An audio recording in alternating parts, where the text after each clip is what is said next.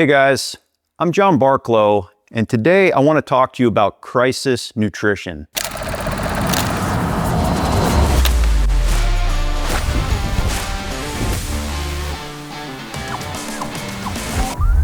Now, fueling yourself in the backcountry can be really difficult, but eating and hydrating are exactly what we need to do to continue to maintain performance when we're outdoors. But you have to understand, you are never going to eat as good and hydrate as well as you do at home.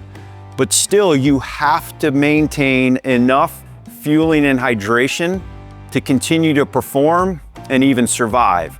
And so the term I like to apply to eating and hydrating outdoors is called crisis nutrition. And I think that term really sums it up. And I got that term from a buddy of mine, Mark Twite, who is a professional alpine climber. And Mark was trying to explain the ways that you have to be able to keep good mental function and physical performance in these really extreme environments where you have limited resources. When we're backpacking around, we can only carry so much in our pack. And so it really comes down to figuring out through trial and error what is going to fuel us. Now, there is no perfect answer, right? So what works for me is maybe not going to work for you.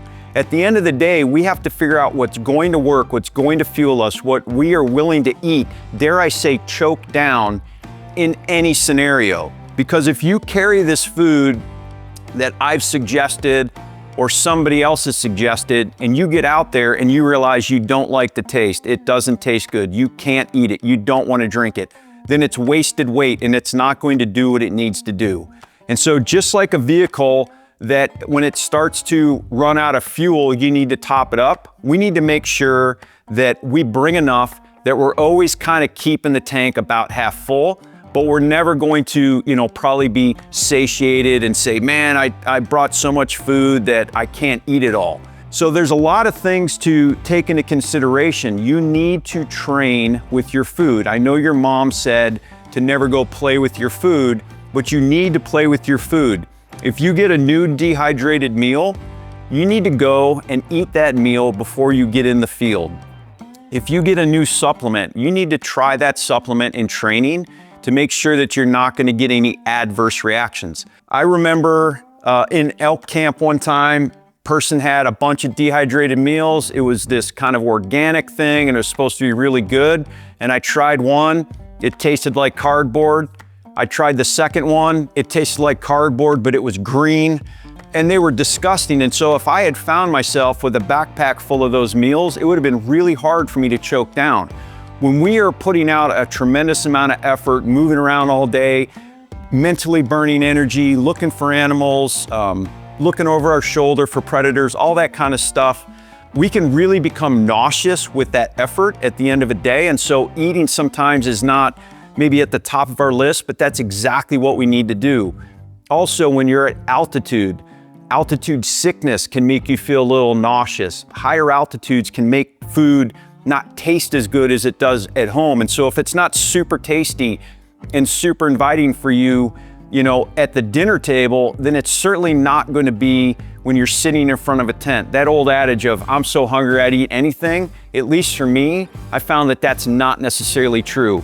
And so my diet when I'm out there is not super sexy. As a matter of fact, I pretty much bring the same food for every single day. And I've modified a few things over the years, but for the most part, it's the same because I just know that it's gonna work for me. And it's the minimum effective calories for me to continue to perform.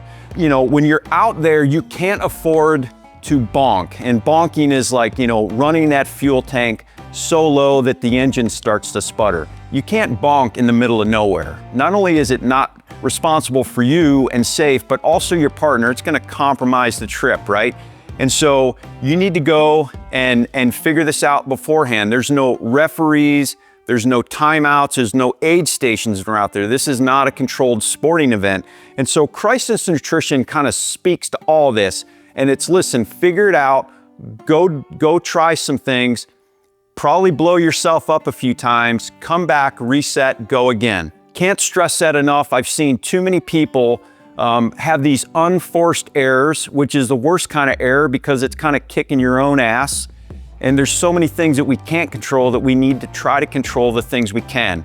And so I encourage you to go out and figure out your crisis nutrition plan, write it down, test it, try it, figure it out until you get something that works. And it's really, really going to help fuel your performance in the backcountry.